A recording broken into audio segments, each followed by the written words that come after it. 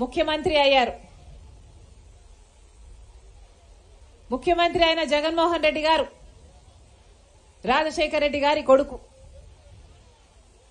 అలాంటిది రాజశేఖర రెడ్డి గారు కొడుకు రాజశేఖర రెడ్డి గారి వారసుడిగా రాజశేఖర రెడ్డి గారి ఆశయాలను నిలబెడతారని నాతో పాటి కోట్ల మంది ప్రజలు నమ్మారు, మీరు నమ్మారు. కానీ ఒకసారి ఈరోజు మళ్లీ ఎన్నికలు వచ్చిన సందర్భంలో ఒకసారి నిజంగానే మీరు ఓట్లేసిన జగన్మోహన్ రెడ్డి గారు, మీరు మంచి మనస్సుతో ఆశీర్వదించిన జగన్మోహన్ రెడ్డి గారు ఈరోజు నిజంగానే రాజశేఖర రెడ్డి గారి ఆశయాలను నిలబెడుతున్నాడా, కాపాడుతున్నాడా ఆలోచించాల్సిన సమయం వచ్చింది. ఎందుకంటే మీరేసే ఓటు పైనే మీ భవిష్యత్తు, మీ బిడ్డల భవిష్యత్తు ఆధారపడింది. కాబట్టి రాజశేఖర రెడ్డి గారి ఆశయాలను నిలబెట్టేవాడే అయితే జగన్మోహన్ రెడ్డి గారు మళ్లీ ఓట్లేయండి. కానీ ఒక్కసారి ఆలోచన చేయండి, నిజంగానే రాజశేఖర రెడ్డి గారి ఆశయాలను కాపాడుతున్నవాడు అవునో కాదో మీరు ఆలోచన చేయండి.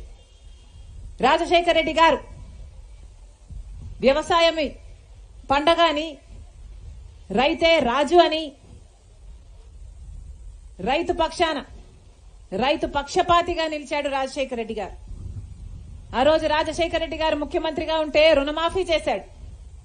రాజశేఖర రెడ్డి గారు ముఖ్యమంత్రిగా ఉంటే పెట్టుబడి ధరను తగ్గించి రాబడిని పెంచి రైతు తలెత్తుకొని తిరిగేటట్టు ప్రతి విషయంలోనూ అండగా నిలబడిన నాయకుడు రాజశేఖర రెడ్డి గారు.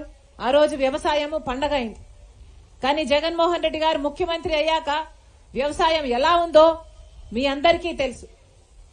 రాజశేఖర రెడ్డి గారి కొడుకై ఉండి జగన్మోహన్ రెడ్డి గారు మేనిఫెస్టోలో చెప్పిన మాట 3,000 కోట్లతో ధర స్థిరీకరణ నిధి ఏర్పాటు చేస్తాము, ఏ రైతే గాని నష్టానికి అమ్ముకునే అవసరం లేకుండా ప్రతి రైతుకి బ్రహ్మాండమైన మద్దతు ధర ఇస్తాము అని చెప్పి 3,000 కోట్లతో ప్రతి సంవత్సరము ఒక ధర స్థిరీకరణ నిధి ఏర్పాటు చేస్తామని చెప్పారు జగన్మోహన్ రెడ్డి గారు.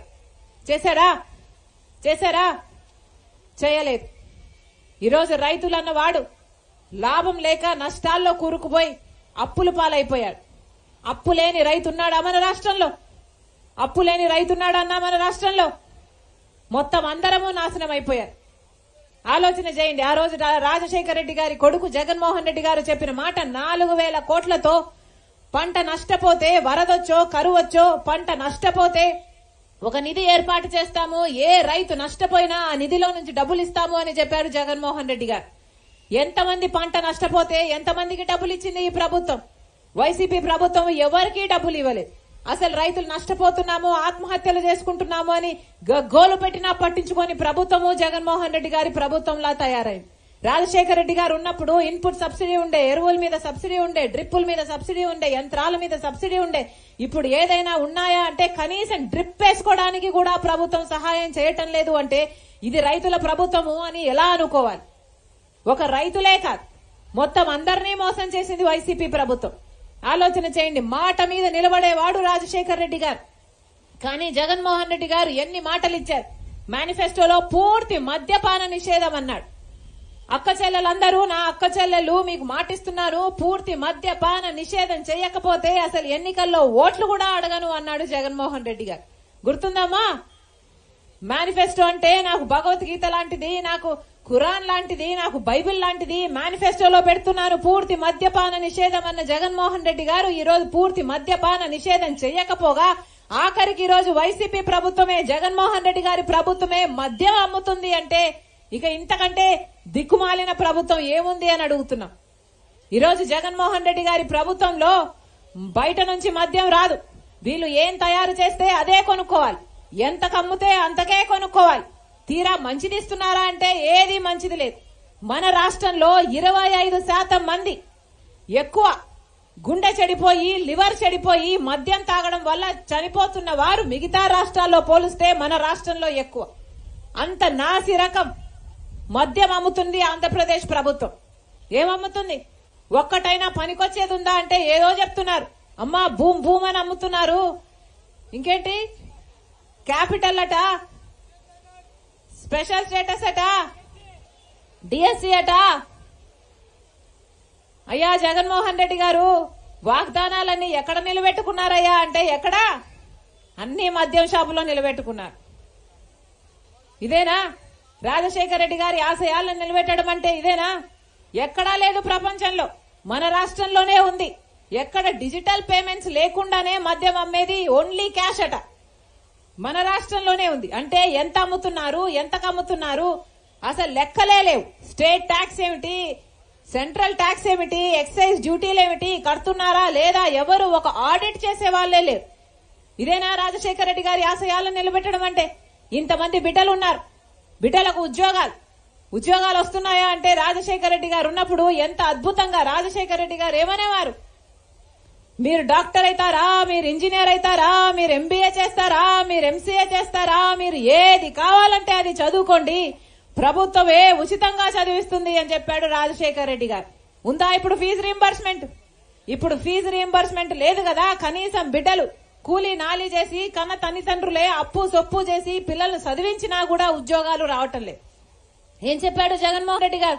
అధికారంలోకి రాకముందు 2,30,000 ఉద్యోగాలు ఖాళీగా ఉన్నాయి, నేను అధికారం లేకొచ్చిన వెంటనే భర్తీ చేస్తానని జగన్మోహన్ రెడ్డి గారు ఈ రోజుకి 5 సంవత్సరాలు అవుతుంది. 2,30,000 ఉద్యోగాలు ప్రభుత్వ శాఖల్లో ఖాళీగా ఉన్న ఉద్యోగాలు ఈ రోజు వరకు కూడా ఇంకా 2,25,000 ఉద్యోగాలు ఇంకా ఖాళీగానే ఉన్నాయి. మరి ఎందుకు భర్తీ చేయలేదు? ఆ రోజు జగన్మోహన్ రెడ్డి గారు చెప్పిన మాట 23,000 ఉద్యోగాలు, టీచర్ ఉద్యోగాలు ఖాళీగా ఉన్నాయి, నేను అధికారం లేకొచ్చిన వెంటనే మెగా డిఎస్సీ అమలు చేస్తాను అన్నాడు. ఆ రోజు చంద్రబాబు గారు 7,000 ఉద్యోగాలు డిఎస్సీ విడుదల చేస్తుంటే సిగ్గులేదా చంద్రబాబు అని తిట్టాడు జగన్మోహన్ రెడ్డి గారు. మరి ఈ రోజు ఏమైంది? ఈ రోజు జగన్మోహన్ రెడ్డి గారు 23,000 ఉద్యోగాలు ఖాళీగా ఉంటే మెగా డిఎస్సీ ఇస్తానని చెప్పిన వాడు ఈ రోజు దగా డిఎస్సీతో 6,000 ఉద్యోగాలకు నోటిఫికేషన్లు ఇచ్చారు. అది కూడా ఎప్పుడు ఇచ్చారు? ఎన్నికలకు ముందు. అంటే 5 సంవత్సరాలు నిద్రపోయారు. కనీసం కుంభకర్ణుడైనా మేలే. 6 నెలలు నిద్రపోతారు, 6 నెలలు పని చేస్తారు. జగన్మోహన్ రెడ్డి గారు అయితే 4.5 సంవత్సరం నిద్రపోయారు. ఇప్పుడు ఎలక్షన్లు వచ్చాయని మేలుకొని 2 నెలల క్రితం నోటిఫికేషన్లు ఇస్తే ఆ నోటిఫికేషన్లు ఎప్పుడు అయ్యాలి, ఆ పరీక్షలు ఎప్పుడు రాయాలి, వీళ్ళకు ఉద్యోగాలు ఎప్పుడు రావాలి? ఇది అయ్యేదా సచ్చేదా? జగన్మోహన్ రెడ్డి గారు నిజంగా రాజశేఖర రెడ్డి గారి ఆశయాలను నిలబెట్టేవాడు కాదు, ముమ్మాటికి కాదు. ఒక్క రకంగా అంటే ఒక్క రకంగా కూడా రాజశేఖర రెడ్డి గారి వారసుడు, రాజశేఖర రెడ్డి గారి ఆశయాలను నిలబెట్టిన వాడు జగన్మోహన్ రెడ్డి గారు అని భూతద్దం వెతికి చూస్తున్నా కూడా అసలు కనిపించడం లేదు నమూనాలు. మరెందుకు నమ్మాలి జగన్మోహన్ రెడ్డి గారు? ఆఖరికి రాజశేఖర రెడ్డి బిడ్డ, నేను రాజశేఖర రెడ్డి బిడ్డను, ఆఖరికి ఈ కడప ఎంపీ స్థానానికి ఈ రోజు నేను రాజశేఖర రెడ్డి గారి బిడ్డగా నేను పోటీ చేస్తున్నాను అంటే ఎందుకు పోటీ చేస్తున్నాను? ఎందుకంటే రాజశేఖర రెడ్డి తమ్ముడు వివేకానంద రెడ్డి గారు చనిపోయి 5 సంవత్సరాలు అయ్యింది. చనిపోలేదు, హత్య చేశారు. గొడ్డలితో నరికి మరి క్రూరంగా హత్య చేస్తే వివేకానంద రెడ్డి గారి హత్యలో అవినాష్ రెడ్డికి, భాస్కర్ రెడ్డికి భాగం ఉంది అని సిబిఐ చెప్తుంటే, అక్యూజ్డ్ గా నిందితులుగా వాళ్ళను చూపిస్తుంటే అయినా కూడా ఈరోజు జగన్మోహన్ రెడ్డి గారు మళ్లీ వాళ్ళకే టికెట్ ఇచ్చారు. మరి ఇది ఏమనాలి? అహంకారం కాకపోతే ఇది ఏమనాలి? 5 సంవత్సరాలుగా న్యాయం జరగాలి అని వివేకానంద రెడ్డి బిడ్డ కోర్టు తిరుగుతూనే ఉంది, గడప తట్టుతూనే ఉంది. ఏ తలుపు తట్టినా, ఎవరిని అడిగినా నాకు న్యాయం చేయండి అని అడగని చోటు లేదు, అరగని వారు లేరు. కానీ ఈ రోజు వరకు కూడా న్యాయం జరగలేదు. ఎందుకంటే జగన్మోహన్ రెడ్డి గారు తన అధికారాన్ని అడ్డు వేసి అవినాష్ రెడ్డిని కాపాడుతున్నాడు కాబట్టి. సిబిఐ చెప్తూనే ఉంది, అన్ని సాక్ష్యాలు ఉన్నాయని చెప్తుంది, గూగుల్ మ్యాప్స్ చూపిస్తుంది, హత్య చేయించిన వాళ్ళు ఒకే ప్రదేశంలో ఉన్నారు, ఇవిగో సాక్ష్యాలు అని సిబిఐ చెప్తుంది. కాల్ రికార్డ్స్ చూపిస్తుంది, హత్య చేసిన వాళ్ళు, చేపించిన వాళ్ళు మాట్లాడుకున్నారు అని రుజువులు చూపిస్తుంది. అలాగే లావాదేవీలు, హత్య చేసిన వాళ్ళు అడ్వాన్స్ తీసుకున్నారు, హత్య చేపించిన వాళ్ళు డబ్బులు ఇచ్చారు అని సాక్ష్యాలు బయటపెట్టింది సిబిఐ. ఇన్ని సాక్ష్యాలు ఉండి కూడా ఈరోజు అవినాష్ రెడ్డి అనేవాడు ఇంకా బయటే తిరుగుతున్నాడు యథేచ్ఛగా. జగన్మోహన్ రెడ్డి గారు 5 సంవత్సరాలుగా అవినాష్ రెడ్డి హంతకుడని తెలిసి కూడా కాపాడుతూ వచ్చాడు. ఇది అన్యాయం కాకపోతే ఇంకేమిటి? 5 సంవత్సరాలుగా అవినాష్ రెడ్డిని కాపాడటం ఒకెత్తైతే ఈ రోజు మళ్లీ అదే హంతకులకు మళ్లీ ఎంపీ టికెట్ ఇచ్చారు. అంటే మళ్ళీ హంతకులు చేసిన వాళ్ళే, హత్య చేసిన వాళ్ళే, హత్య చేపించిన వాళ్ళే మళ్ళీ ఎంపీలు కావాలి, మళ్ళీ వాళ్ళకే అధికారం ఇవ్వాలి, మళ్ళీ వాళ్ళు తప్పించుకుని తిరగాలి, ఇలాంటి వాళ్ళే మళ్ళీ చట్టసభలకు వెళ్లాలి. ఇదేనా జగన్మోహన్ రెడ్డి గారు చెప్పదలుచుకున్నది? ఇది ఎక్కడి న్యాయం అని అడుగుతున్నాం. అందుకే ఈరోజు రాజశేఖర రెడ్డి గారి బిడ్డ ధైర్యం చేసి నిలబడింది అంటే ఎందుకంటే హంతకులు మళ్ళీ గెలవకూడదు కాబట్టి, హంతకులు చట్టసభలకు వెళ్లకూడదు కాబట్టి. అందుకే చెప్తున్నా, రాజశేఖర రెడ్డి బిడ్డగా మీరు ఆశీర్వదించండి, న్యాయాన్ని మీరు గెలిపించండి. మళ్లీ చెప్తున్నాం, ఒకవైపేమో రాజశేఖర రెడ్డి బిడ్డ ఉంది, ఇంకొక వైపేమో రాజశేఖర రెడ్డి గారి తమ్ముడి వివేకానంద రెడ్డి గారి హత్య చేసిన సిబిఐ నిందితుడిగా చేర్చిన అవినాష్ రెడ్డి ఉన్నాడు.